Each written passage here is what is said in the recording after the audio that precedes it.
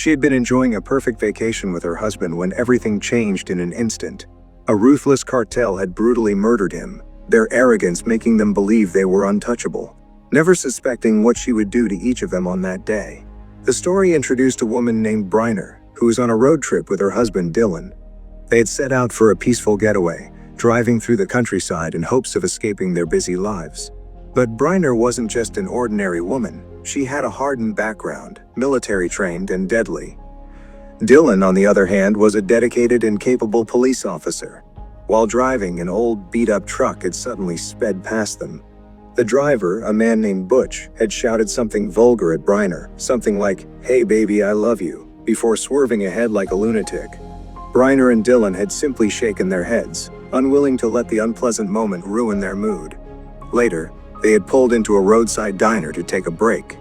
While Dylan went to the restroom, Brenner stayed outside. That was when Butch reappeared.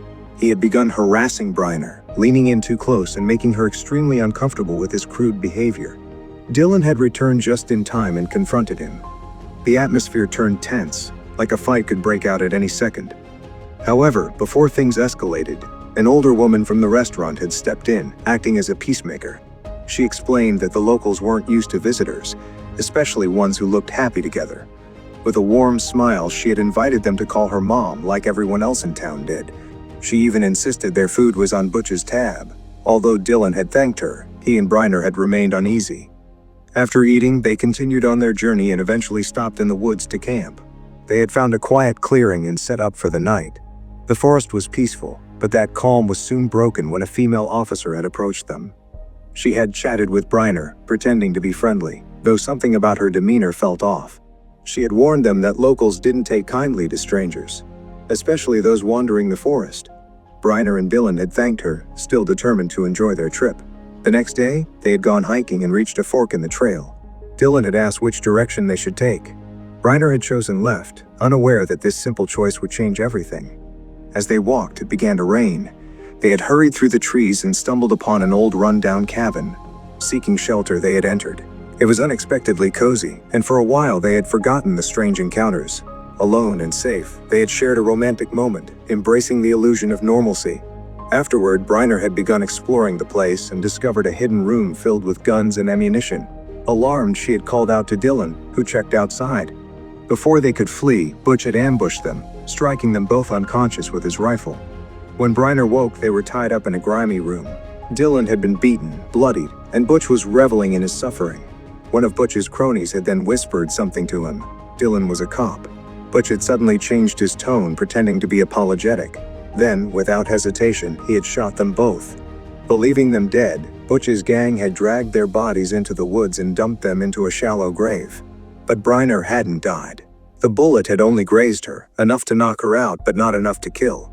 She had awoken hours later, groggy but alive. Her first thought was Dylan. She had crawled to his side, only to find he hadn't made it. Crushed by grief, she had covered his body with branches. She blamed herself for choosing the left path. But then her training had taken over. The soldier within her had reawakened. She had picked up an axe nearby and set off into the woods. Her mission was now clear: vengeance. Back in town, Butch and his gang had continued acting like they ruled everything, abusing their power and especially mistreating women.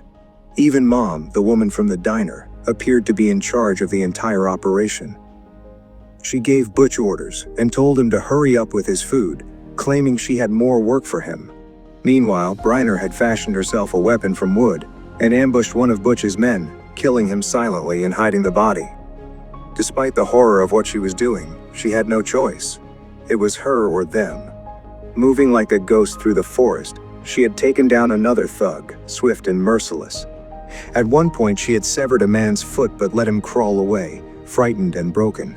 Eventually, she had located Butch's cabin, the source of all her pain, and blown it sky high with an explosion that lit up the trees.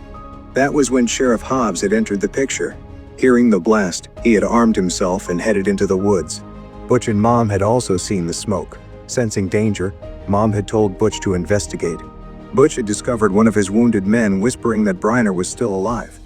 He had thrown the man into the truck and sped back to town. Unbeknownst to him, Brenner was already hidden in the back of that very truck. At their base, Butch had informed Mom of the situation. She was furious and slapped him, blaming him for everything. She had demanded he clean up the mess. It turned out Mom had a large network at her disposal, including tech experts who could dig up information on anyone. She had ordered a background check on Brenner, still unaware the woman was already infiltrating her world. Soon after, Mom had learned who Brenner truly was, a trained military operative, not some random tourist. The realization hit hard. She had messed with the wrong woman. Meanwhile, Sheriff Hobbs had stumbled upon another dead member of Mom's crew in the woods. Using his radio, he had reported the body to his team. When they arrived, one of the officers had revealed the truth. This entire forest was Mom's domain. She ran the town. Nothing happened without her permission. Hobbs had decided it was time to meet this mom in person. Arriving at her compound, Hobbs had questioned her about the dead body. She had lied easily, claiming the man had taken his own life. Hobbs hadn't believed her, but he had played along, nodding and leaving without a confrontation. That night, Mom and her gang had gathered to mourn their dead. They had gotten drunk and slumped across the room. Butch, still woozy from alcohol, had wandered into another room, only to find Brenner waiting. Without a word, she had slit his throat and watched him die slowly. That was her justice for Dylan. At dawn, Brenner had seen one of Mom's men dragging a young girl into a locked room. Realizing this girl wasn't the only victim, she had managed to sneak in and free them. Not all the girls had been able to flee. One had panicked and screamed, alerting a guard. He had opened fire, killing one of them instantly. Brenner had killed him with brutal efficiency. Escaping with one of the girls, Emily, Brenner had taken her into the woods. News soon reached Mom that Butch was dead and the captives were gone. Her fury was explosive. She had mobilized every man, dog, and resource to hunt Brenner down. One of Mom's men had tracked them, only to fall victim to Brenner's traps. Another attacker had approached, and Brenner had shot him without hesitation. That night, she and Emily had rested by a fire. Emily had revealed she was pregnant, with Butch's child. Fear and uncertainty had consumed her, but Brenner had reassured her that she would protect them. The next morning, Mom had dispatched her top enforcer with dogs to hunt them. Emily had been captured, but Brenner had arrived just in time to rescue her. At the same moment, Sheriff Hobbs had been shot in the leg by another of Mom's men. Brenner had taken down the shooter and helped the sheriff to safety. She had insisted they couldn't remain in one place, and the group had set off along a stream searching for refuge. That was when they had encountered the same female officer who had earlier warned Brenner and Dylan. Trusting her, they had climbed into her car. Exhausted, Brenner and Emily had fallen asleep in the back seat. When they woke up, they were surrounded. The officer had betrayed them. She had been working for Mom all along. Brenner and Emily had been dragged away.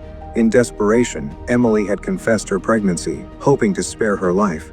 Mom had shown no sympathy. She had separated them, sending Emily away and preparing Brenner for torture.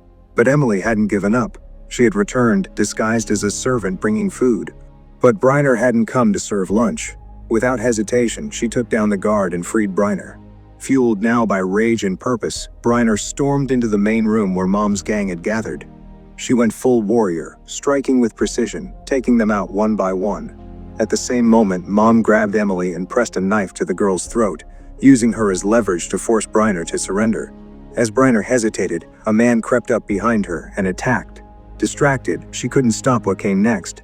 Mom slashed Emily's throat and fled into the chaos. Brenner quickly dispatched the attacker, but by the time she reached Emily, it was already too late. The girl was gone. 3 months later, Mom was seen sitting in a peaceful garden, trying to move on from the past.